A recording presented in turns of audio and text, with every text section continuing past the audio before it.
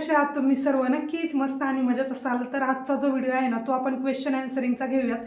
खूप साऱ्या कमेंट्स असतात इंस्टाग्रामला, जर मी रील्स अपलोड केल्या तर कमेंट सेक्शनमध्ये कधी कधी रिप्लाय द्यायला मला वेळ भेटत नाही, किंवा स्टिच विथ अश्विनी या चॅनलवरती सुद्धा शॉर्ट्स व्हिडिओ खाली बऱ्याच कमेंट्स असतात, मॉमी ऑफ रामीन चॅनलवरती असतात.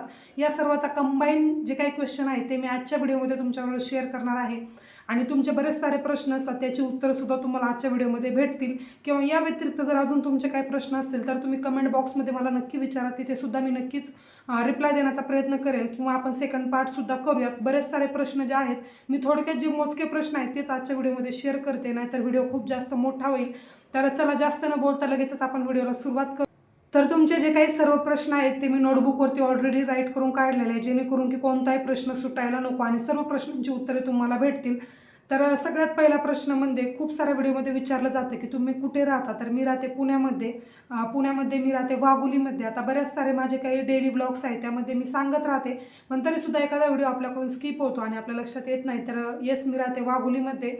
त्यानंतर दुसरा प्रश्न असतो की क्लास तुम्ही ऑनलाईन घेता की ऑफलाईन. तर क्लास मी फक्त ऑफलाईन घेते, ऑनलाईन अजून तरी स्टार्ट केलेलं नाही. जसं की तुम्हाला व्हिडिओमध्ये कळलं असेल की राम माझा लहान मुलगा आहे, 2.25 वर्षाचा, त्यामुळे जर ऑनलाईन क्लास घ्यायचं म्हटलं तर तो काही मला मॅनेजेबल होणार नाही. म्हणजे जर मी क्लासला स्टार्ट केलं तर तो बऱ्याच वेळा कधी कधी झोपलेला नसेल तर त्राससुद्धा देतो. त्यामुळे ऑनलाईन क्लासचं अजून काही डिसाईड केलेलं नाही. पाहूयात, लवकरच आपण ऑनलाईन क्लाससुद्धा घेऊयात. म्हणजेच ज्यांना कोणाला पॉसिबल होणार नाही, लांब लांब सिटीमधून कोणी टाऊनमधून बिलॉंग करत असेल तर त्यांनासुद्धा फायद्याचं होईल. आणि तुमच्या सर्वांच्या रिक्वेस्ट पाहून मलासुद्धा वाटते की ऑनलाईन क्लास आपण स्टार्ट करूयात. पण पाहूयात, आता राम जर नर्सरीला वगैरे जर मी त्याचं ॲडमिशन केलं तर सोपं जाईल मला. आता लेट सी, अजून तर तो 2 वर्षाचा सुद्धा नाही आहे, त्यामुळे जसा प्लॅन होईल तसं व्हिडिओमध्ये पुढे पुढे तुम्हाला कळेलच. आणि ऑनलाईन बॅचसुद्धा आपण स्टार्ट करूयात, पण शक्यतो तरी आता ऑफलाईन बॅच जी आहे तीच आपली स्टार्ट आहे. त्यानंतर नेक्स्ट ऑफलाईनची बॅच कधी स्टार्ट करणार आहे. तर सुरुवातीला तर मी 10 जानेवारीला स्टार्ट करणार होते, पण मकर संक्रांत आणि त्यामुळे ब्लाऊजचा लोड आत्तापासूनच स्टार्ट झाला आहे, त्यामुळे ती बॅच थोडीशी मी पुढे ढकलते. आणि आपली जी आत्ताची बॅच चालू आहे त्यांनासुद्धा बऱ्याच सुट्ट्या झाल्या.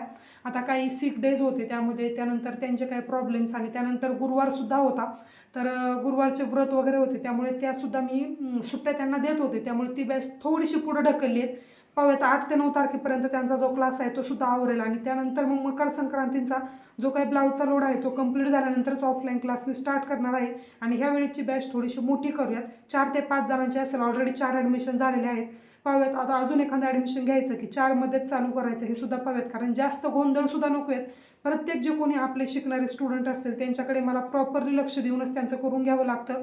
उगाच त्यांचे पैसे वेस्ट जायला नको, आणि पैशासोबत वेळसुद्धा जातो, त्यामुळे प्रॉपर अटेन्शनसोबतच मी त्यांना शिकवत असते. तर हे झालं क्लास ऑनलाईन की ऑफलाईन याबद्दल सुद्धा. त्यानंतर तिसरा प्रश्न असतो की क्लासची फी तुम्ही किती घेता. तर इतके दिवस आपले जे क्लास होते ते मी सुरुवातीला 1200 रुपये फी घेतली, त्यानंतर 1500, आणि आता आपली जी नवीन 2025मध्ये जी बॅच स्टार्ट होणार आहे त्यांची जी काही महिन्याची फी असणार आहे ती असणार आहे 2000 रुपये. आणि 2000मध्ये जो काही संडे असेल त्या दिवशी मी सुट्टी देत असते, म्हणजे 26 ते 25 दिवसांचा क्लास तुमचा असतो. त्यामध्ये तुमचं कटिंग, स्टिचिंग या व्यतिरिक्त मशीनचं जे काही नॉलेज आहे ते, आणि बिझनेस ग्रोथ कशी करायची याबद्दल सर्व जे काही तुमच्या क्वेरीज असतील त्यासुद्धा मी तुम्हाला शिकवत असते. तर पाहूयात, फक्त जे कोणी वाघोली किंवा वाघोलीच्या जवळ वगैरे असतील किंवा मांजरी, मुंडवा अशा एरियामधून सुद्धा आपले स्टुडंट होते, तर तुम्हाला कोणाला जर ॲडमिशन करायचं असेल किंवा तुम्ही जर कोणी हा व्हिडिओ पाहत असेल तर नक्की मला इंस्टाग्रामला मेसेज करा, जेणेकरून की जे काही तुमचे डाऊट्स वगैरे असतील तिथे तुम्हाला मला विचारता येतील आणि क्लाससुद्धा तुमचं ॲडमिशनसुद्धा कन्फर्म होईल.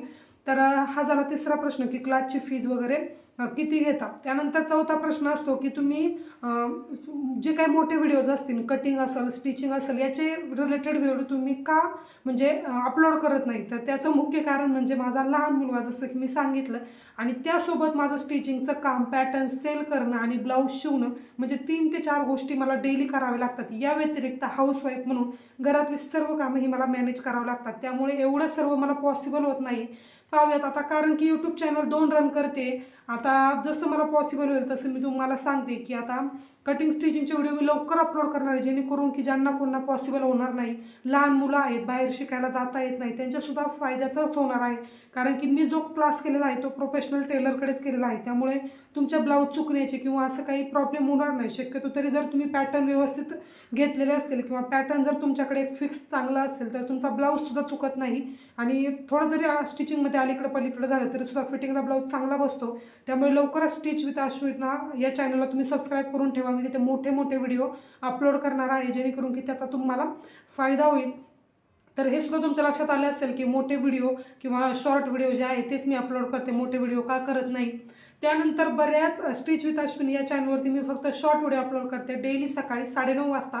तिथे खाली ना 2-3 वेळा एकच सबस्क्रायबर आहेत आपले, त्यांच्यासाठी मी कमेंट जी आहे ती या प्रश्न उत्तरांच्या व्हिडिओमध्ये घेत आहे. त्यांची कमेंट असते की 1 मिनिटाच्या व्हिडिओमध्ये नेमकं काय शिकायचं तुमच्या मॅडम.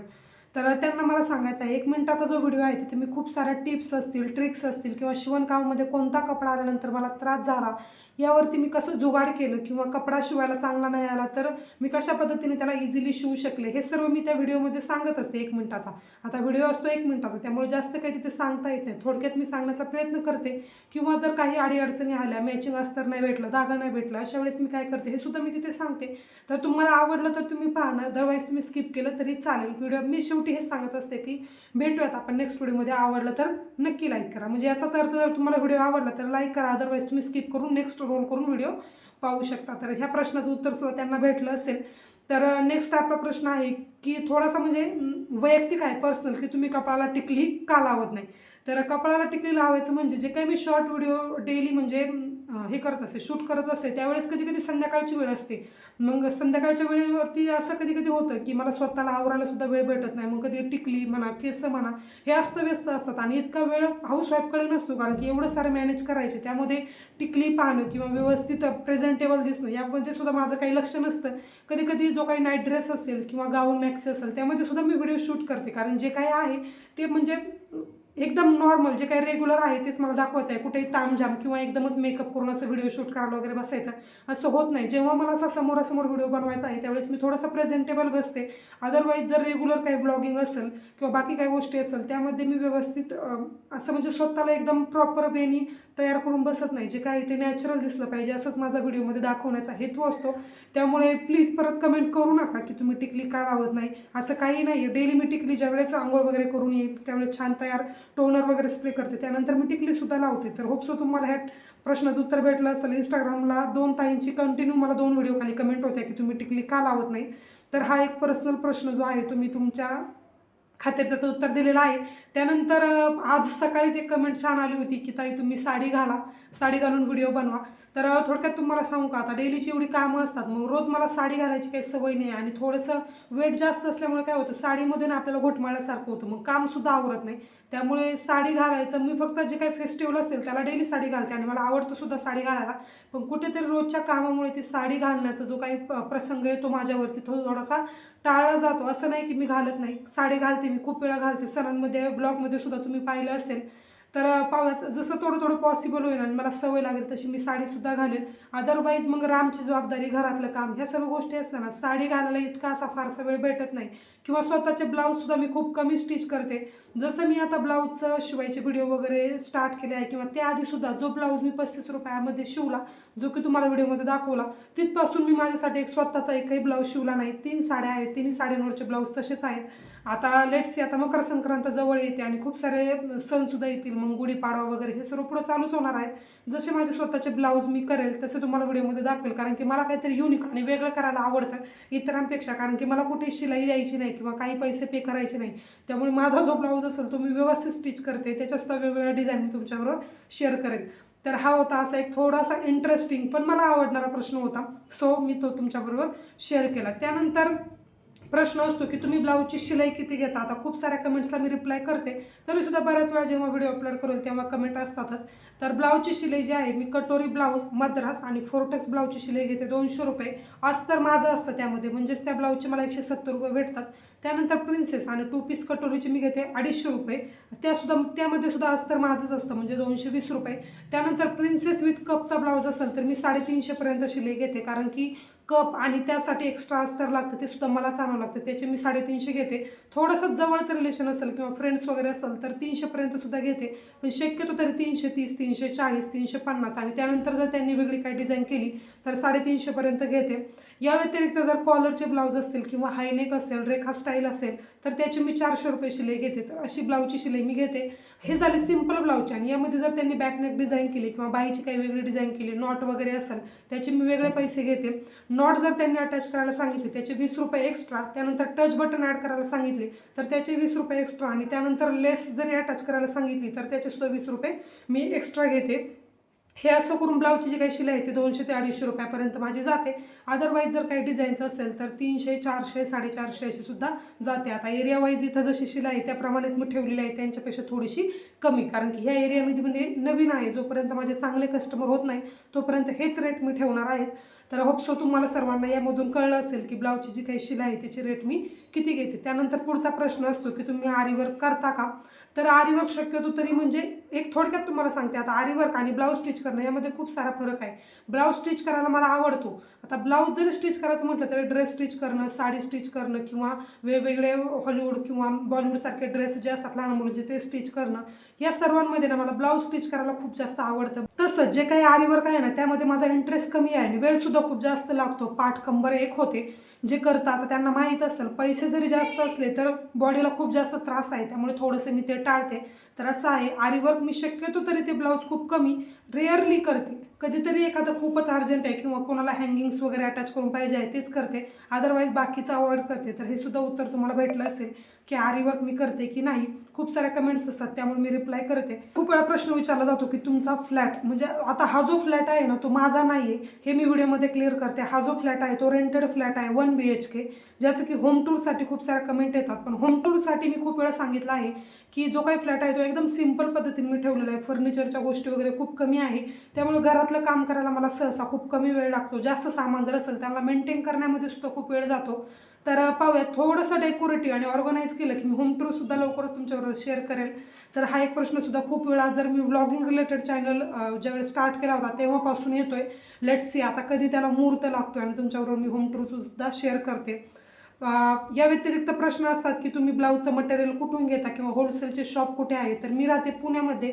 होलसेलचे जे शॉप आहे ते रविवार पेठेमध्ये आहेत. रविवार पेठेमध्ये गेलं की कोणतंही तुम्हाला होलसेल किंवा रिटेलचे शॉप खूप सारे भेटतील. पण आता वाघोलीमध्ये आता रामला जर घेऊन जायचं म्हटलं तर एवढं पॉसिबल होत नाही. तर रामला घेऊन जे आहे मी वाघोलीमध्ये जाते. ओम ओम ओम एम्ब्रॉयडरी आणि चंद्रा शॉप म्हणून 2 शॉप आहेत. एक नगर रोडला आहे आणि एक पुणे रोडला आहे. तुम्हाला जर जायचं असेल तर तुम्ही ते शॉपचे मी नावसुद्धा इथे तुम्हाला दाखवते. तिथे जाऊन तुम्ही तुमचं जे काही ब्लाऊजचं मटेरियल ते होलसेलमध्ये घेऊ शकता. जर जास्तच होलसेलमध्ये तुम्हाला पाहिजे असेल तर रविवार पेठेमध्ये तुम्हाला इझिली भेटेल, तिथून सुद्धा तुम्ही घेऊ शकता. तर थोडक्यात तुमच्या लक्षात आलं असेल की ब्लाऊजचं जे काही मटेरियल आहे ते मी कुठून घेत असते. या व्यतिरिक्त तुमचं काय असतं की प्रश्न की माझं एज्युकेशन काय आहे. तर यावरती सुद्धा मी खूप सुरुवातीला व्हिडिओ बनवलेला आहे. माझं एज्युकेशन आहे डिप्लोमा इन फार्मसी, जो की 2 वर्षाचा डिप्लोमा असतो तो. या व्यतिरिक्त वेब डेव्हलपमेंट, ज्यावेळेस मी प्रेग्नंट होते त्यावेळेस वेब डेव्हलपमेंटचे क्लाससुद्धा केले होते. पण राम झाल्यानंतर मग थोडासा गॅप पडला आणि ते आता कुठेतरी स्किपच होऊन गेले. पाहूयात नंतर पुढे जाऊन जर अपॉर्च्युनिटी भेटली तर ते सुद्धा कंप्लीट करूया. जसं की सर्व गोष्टी ट्राय करायला मला आवडतात. खरं सांगू का, सगळ्यांचं स्वप्न असतं की काहीतरी वेगळं करायचं, डिफरंट. पण मला असं वाटतं की मी एकदम ऑलराऊंडर पाहिजे. कोणत्याही गोष्टी असू द्यात, सगळ्या गोष्टी मला आल्या पाहिजे. कोणतीही गोष्ट मला येणार नाही असं नको. थोडक्यात माझं एक स्वप्न आहे, सर्व काही गोष्टी मला आल्या पाहिजेत, म्हणजेच मला व्हायचं आहे ऑलराऊंडर. तरी एक नॉस्टॅल्जिक थिंग तुम्ही म्हणू शकता की थोडक्यात मला जे काही म्हणजे नवीन कोणताही ट्रेंड येऊ द्या, काही असू द्यात, ते मला करण्याची खूप जास्त इच्छा असते आणि माझा तसा प्रयत्नही असतो. तर पाहूयात. तर एज्युकेशनसुद्धा तुमच्या लक्षात आलं असेल. ज्यावेळेस 12th नंतर मी फार्मसी केलं आणि ज्यावेळेस 10वीची उन्हाळ्याची सुट्टी होती त्यावेळेस मी क्लास केलेला आहे जो काही ब्लाऊजचा, जो की मला आता खूप जास्त फायदा. खूप साऱ्या ज्या ताई आहेत ना त्यांचा प्रश्न असतो की चॅनल तर चालू करायचं आहे पण खूप भीती वाटते किंवा आजूबाजूचे निगेटिव्ह थॉट्स असतील किंवा खूप सारे लोक असतात आजूबाजूचे आपल्याला नावं ठेवत असतात, मग चॅनल चालू करायचा की नाही. अशा वेळेस तर मी खूप सारा वेळ देऊन त्यांना म्हणजे थोडंसं पॉझिटिव्ह बनवण्याचा प्रयत्न करते. पण तरीसुद्धा कुठेतरी कोणीतरी असतं की आपल्याला ते खाली खेचत असतं. अशा वेळेस मी एकच सांगते की आपलं चांगलं जरी झालं तरी लोकांना देखवत नाही आणि वाईट जरी असलं ना तरीसुद्धा लोक आपण अजून खाली कसं येईल याचा प्रयत्न करत असतात. त्यामुळे लोकांना मी सांगेल एकदम इग्नोर करा. आता जेव्हा मी चॅनल स्टार्ट केला होता त्यावेळेस आपल्याला व्यवस्थित व्हॉइस ओव्हर करायला जमत नाही, शूटचा अँगल वगैरे व्यवस्थित कळत नाही. अजूनसुद्धा मला होतं, म्हणजे अजूनसुद्धा मला अँगल वगैरे व्यवस्थित सेट करता येत नाही, कारण की खूप घाई असते. रामला ॲडजस्ट करून काम करायचे असतात. मग जसं मला पॉसिबल होईल आणि तुमच्यापर्यंत व्हिडिओ पोहोचवायचा असतो तो माझा एक प्रयत्न असतो की लवकरात लवकर लवकर व्हिडिओ गेला पाहिजे. सुरुवातीचे काही दिवस मी डेली व्हिडिओ अपलोड करायचे, पण आता एक दिवस आड करते, म्हणजेच मला थोडासा वेळ देता येईल आणि बाकीची कामंसुद्धा मॅनेज होईल. जेव्हा मी व्हिडिओ स्टार्ट केला होता त्यावेळेस सुद्धा लोक खूप जास्त नावं ठेवत असतील. आता चेहऱ्यावरती जरी आपल्या कोणी बोललं नाही तरी मागून ठेवतात आणि ते कुठून तरी आपल्याला कळतंच, पण अशा गोष्टींना डिरेक्टली इग्नोर करायचा. आता एकच किस्सा मी तुम्हाला सांगते. मी डेली लाईफस्टाईलचा एक ब्लॉग जो आहे तो अपलोड केला होता. त्यामध्ये आम्ही मार्केटचं मी थोडंसं दाखवलं होतं, वाघोलीमध्ये जे मार्केट असतं ते. त्यामध्ये आता मला शूट करायचं म्हटल्यावरती माझा हात मोकळा पाहिजे किंवा मी यांच्या हातात मोबाईल दिला तर यांचा हात मोकळा पाहिजे असं. तर मी रामला घेतलेलं. मग एका हातात मला पिशवी घेऊन चालता येणार आहे का? नाही. तर यांच्याकडे मी पिशवी दिलेली आणि रामसुद्धा आय थिंक त्यांच्याकडेच होता. तर कोणीतरी आपला मागे खेचणारे काही लांबचे नसतात, घरचेच असतात, जवळचेच असतात. तर त्यांनीच कमेंट नाही की असं सांगितलं की तू तर बॅग घेऊन मस्त चालतोय आणि मागून शूट चालू आहे. आता हे कुठून तरी आपल्यापर्यंत पोहोचलं ही गोष्ट वेगळी आहे, पण नावं ठेवणारे किती पुढं आहेत आणि त्यांना किती जमतं आणि ते कुठे आहेत हे सुद्धा आपल्याला तितकंच माहीत असतं. म्हणजेच हे लक्षात घ्यायचं की लोक निगेटिव्ह कमेंट तेव्हाच करतात जेव्हा आपण पुढे चाललेलो असतो. थोडक्यात तुमच्या लक्षात येत असेल. त्यामुळे अशा गोष्टींकडे इग्नोर करायचं. त्यांना काहीतरी करण्याची कॅपॅसिटी त्यांची खूप लो आहे किंवा त्यांना काहीच जमत नाही, म्हणून ते फक्त दुसऱ्याला नावं ठेवू शकतात. एवढंच मी माझ्या लक्षात घेते. आणि आत्तापर्यंत तुमचा पुढचा जो काही प्रश्न असेल त्याचं उत्तरसुद्धा मी लगेच तुम्हाला देणार आहे, जेणेकरून की तुमच्या लक्षात येईल. जे कोणी आपल्याला निगेटिव्ह कमेंट करत आहे किंवा आपल्याबद्दल निगेटिव्ह बोलत आहे त्या लोकांना डिरेक्टली इग्नोर करायचं. जे लोक असतील त्यांना डिरेक्टली मी सांगेल फुल स्टॉप लावून टाका. त्या लोकांना तुमच्या लाईफमध्ये एंट्री देऊच नका. फुल स्टॉप दिला ना ते तिकडं आणि आपण इकडं असं होतं आणि छान आपली जी जर्नी आहे ना ती स्मूथली चालते. तर ह्या प्रश्नाचं उत्तर सुद्धा तुम्हाला भेटलं असेल. जर तुम्हाला तुमचा यूट्यूब चॅनल स्टार्ट करायचा असेल तर मी सांगेल की स्टार्ट करा. प्रत्येक वेळेस जर तुम्ही काहीतरी चांगलं करत असेल ना, निगेटिव्ह बोलणारे लोक तर आहेच. आता जे कोणी मोठे यूट्यूबर असतील, मिलियन्समध्ये असतील किंवा लाखामध्ये त्यांचे सबस्क्रायबर असेल, त्यांना सुद्धा लोक नावं ठेवतात. कोणताही असा यूट्यूबर नाही जिथे की निगेटिव्ह कमेंट नाही. प्रत्येकालाच निगेटिव्ह कमेंट येतात आणि ते पेलण्याची आपल्यामध्ये ताकदसुद्धा असते. कधी कधी आपण डिमोटिव्ह होतो की आपल्या निगेटिव्ह कमेंट वगैरे. सरळ मी सांगेल त्या लोकांना ब्लॉक करा, अदरवाईज त्या कमेंट डिलीट करा. अशा लोकांना आपल्या लाईफमध्ये एंट्री देऊच नका. तिथेच त्यांना पूर्ण विराम द्या, म्हणजेच त्या माणसांचा परत आपल्या लाईफमध्ये काही प्रश्न येणार नाही. तर हा झाला की चॅनल स्टार्ट करायचा आहे पण मोटिवेशन नाही. तर ह्या वाक्यावरती जर तुम्ही तुमचं चॅनल स्टार्ट केलं तर कुठे जाऊन तरी तुमची ग्रोथ होईल. आता त्यानंतर प्रश्न असतो की तुम्ही चॅनल कधी स्टार्ट केला होता. तर मी चॅनल स्टार्ट केला होता 30 जानेवारीला मी पहिला व्हिडिओ अपलोड केला होता. चॅनल इन द सेन्स म्हणजे चॅनल मी आधीच चालू केला, फक्त व्हिडिओ टाकायला 30 जानेवारीला सुरुवात केली. कारण की रामचा बर्थडे जवळ आला होता, फर्स्ट बर्थडे 5 फेब्रुवारीला. त्याआधी जी काही शॉपिंग वगैरे आहे त्याचे व्हिडिओ मी अपलोड करायला स्टार्ट केलं होतं. अचानकच मला असं वाटलं की चला आता ब्लॉगिंग सुरू करूयात, बाकीचे ब्लॉग पाहण्यापेक्षा आपण स्वतःचं काहीतरी करूयात असं म्हणून मी चॅनल स्टार्ट केलं होतं. आता 1900 म्हणजेच 1000च्या पुढे आपले सबस्क्रायबरसुद्धा गेलेत आणि मॉनिटायझेशन वगैरे हे सर्व मी तुम्हाला पुढच्या प्रश्नामध्ये त्याचं उत्तर देतेच. तर हे तुमच्या लक्षात आलं असेल की चॅनल स्टार्ट करायचं आहे, कसं करू. तर ह्या वाक्यावरती जरी तुम्ही तुमचं चॅनल स्टार्ट केलं, स्वतःचं मोटिवेशन खूप जास्त गरजेचं आहे. लोक यामध्ये काही इंटरफिअर करू शकत नाही. त्यानंतर सर्वात महत्त्वाचा आणि शेवटचा प्रश्न आहे की तुमचा चॅनल मॉनिटाईज झाला का. तर ह्या प्रश्नाचं उत्तर मी आता तुम्हाला सांगते की परवा दिवशीच म्हणजे मला एक मेल आलेला. तर सकाळी रात्रीच आलेला, म्हणजे 1:05 अंदाजे आला असेल. पण एवढ्या रात्री मी मेल काही चेक करत नाही, सकाळी उठल्या चेक करते. जर यूट्यूबच्या रिलेटेड काही कमेंट्स असतील किंवा बाकीचं जे काही असेल ते YT स्टुडिओमध्ये पाहून जाणं किंवा वॉच टाईम कोडपर्यंत पोहोचलेला आहे. तर त्या रात्रीनं झोपण्याच्या आधी मी पाहिलेलं की वॉच अवर्स जो आहे ना तो बऱ्यापैकी कंप्लीट होता आला होता, पण मला असं वाटलं नव्हतं की लगेच कंप्लीट होईल. शेवटचे जे काही 5-6 व्हिडिओ आहेत ना त्याला व्ह्यूज इतके छान मिळाले की त्या रात्रीच माझा जो चॅनल आहे ना त्याला मला मॉनिटायझेशनसाठी मेल आला. आणि सकाळी उठल्यानंतर ना मला असं म्हणजे बिलीवच झालं नाही की मॉनिटायझेशनसाठी मला मेसेज आलेला आहे. मग 1-2 ज्या यूट्यूबर आहेत त्यांचं मी डेली ब्लॉग पाहते, खूप छान ब्लॉगिंग वगैरे असतं आणि त्यांचंच मोटिवेशन घेऊन कुठेतरी मी स्टार्ट केलेलं. तर त्यांना मी पाठवलेलं म्हणजे असं असं आहे, तर मग नेमकं काय प्रोसेस करायचं आहे किंवा हा मेल नेमका त्याच रिलेटेड आहे का. आता बऱ्याच वेळा मी पाहिलं पण माझ्या डोळ्यांवरती काही मला विश्वास बसते ना की चॅनल आपलं मॉनिटाईज होणार आहे, म्हणजे त्यासाठी मला अप्लाय करायचं आहे. तर त्यांना विचारल्यानंतर ते हो बोलले आणि सांगितलं की यूट्यूबचे काही व्हिडिओज पहा आणि त्यामध्ये अप्लाय करा. तर 3 स्टेप होत्या सिम्पली. ते मी अप्लाय केलं आणि इन प्रोग्रेस आहे. होप सो आजपर्यंत किंवा उद्यापर्यंत ते सुद्धा कंप्लीट होईल आणि आपला चॅनल जो आहे 2.5 स्पीड होऊन तो आहे तो एकदम मॉनिटाईज होईल. आणि ज्यावेळेस मॉनिटाईज होईल त्यावेळेस मी नक्की तुमच्याबरोबर माझी जी यूट्यूब जर्नी आहे ती शेअर करेल. खूप जास्त कॉम्प्लिकेशन्स आले, त्यामधून कसा मार्ग काढून मी डेली व्हिडिओ अपलोड करत गेले. खूप जास्त काळ गेला, मी म्हणाल 10.5 ते 11 महिने गेले, यामध्ये 10 ते 10.5 महिने गेले. कारण की मध्ये मध्ये दिवाळीच्या वेळी सुद्धा मी व्हिडिओ अपलोड केले नाही, किंवा बरेच असे मंथ होते 1-2 महिने तर मी व्हिडिओ अपलोड केलेच नाही, कारण की त्यावेळेस कधी कधी तब्येत खराब असणं किंवा इतर बाकी बऱ्याच गोष्टी असतात. मग त्यामध्ये सण समारंभ आल्यानंतर ब्लाऊजचा लोड वगैरे त्यामध्ये तर मी शूट करतच नव्हते. त्यानंतर रामची जबाबदारी यामधून सुद्धा मला काही वेळ भेटत नव्हता. तर आता मॉनिटायझेशनला अप्लाय केलेलं आहे, पाहूयात त्यामध्ये सुद्धा चॅनल काही काही डिमॉनिटाईज होतात काही गोष्टींमुळे. तर पाहूयात ते सुद्धा मी तुमच्याबरोबर शेअर करेल जसा मॉनिटाईज होईल. ह्या सर्व गोष्टी आहेच. या व्यतिरिक्त तुमचे बरेच प्रश्न आहेत, पण जे काही महत्त्वाचे प्रश्न मला वाटले ते मी या व्हिडिओमध्ये कव्हर केलेले आहेत. होप सो की तुम्हाला तुमच्या प्रश्नांची उत्तरं भेटली असेल. तर चला, मी तर खूप खुश आहे, माझा चॅनल मॉनिटाईज होत आहे आणि या सर्वांमध्ये तुम्ही खूप जास्त सपोर्ट केला, कारण की निगेटिव्ह कमेंट अगदी बोटा मोजण्याजोग्याच 1 ते 2 यायच्या. मी तर त्यांना जे आहे एकदम ब्लॉकच करून टाकलं, किंवा ते ज्या निगेटिव्ह कमेंट आहेत त्यांना एकदम डिलीट करून टाकलं. जास्त निगेटिव्ह पण नव्हत्या, पण थोडंफार होतं ना की आपल्यामधलेच असतात काही असे ज्यांना काही काम नसतं, मोबाईल पाहिला की घ्या कुठेतरी कोणातरी वाईट जाऊन बोला, असं सुद्धा होतं. तर मी ती जे आहे ते डिरेक्टली इग्नोर केलं आणि जी काही जर्नी आहे ती स्टार्ट केली. आता रिसेंटली 1.5 महिना झाला असेल मी कंटिन्यू चॅनलवरती काम केलं, आणि मी एक थोडक्यात म्हणजे ॲनलाईज केलं की स्टिचिंग रिलेटेड खूप जास्त पब्लिक माझ्या चॅनलवरती आहे, त्यामुळे त्या रिलेटेडच मी व्हिडिओ स्टार्ट केले. आता इंस्टाग्रामचं जर सांगायचं झालं तर 800 ते 900 दरम्यानच माझे फॉलोअर्स होते, पण आता फक्त 15 ते 20 दिवसामध्ये तिथे सुद्धा चांगली ग्रोथ झाली आहे. 1600 ते 1700 फॉलोअर्स सुद्धा तिथे झाले आहेत, म्हणजे तिथं सुद्धा चांगला प्रतिसाद भेटतोय, व्ह्यूज वगैरे चांगले येतात. प्रमोशनचे 1-2 व्हिडिओ आले ते सुद्धा मी केले. तर अशी ही सर्व जर्नी होती आणि अजून खूप जास्त पुढं जायचे. पाहूयात आता जसं पॉसिबल होईल सर्व गोष्टी तशा मी तुमच्याबरोबर शेअर करेल. आणि आजचा आपला हा जो व्हिडिओ आहे, आता माहीत नाही किती मोठा होतोय छोटा, हा मी इथेच थांबवते. तुम्हाला आवडला असेल तर व्हिडिओला लाईक करा, चॅनलला सबस्क्राईब करा. भेटूयात आपण अशाच नवीन व्हिडिओमध्ये. तोपर्यंत तुम्ही स्वतःची काळजी घ्या. So take care friends and bye.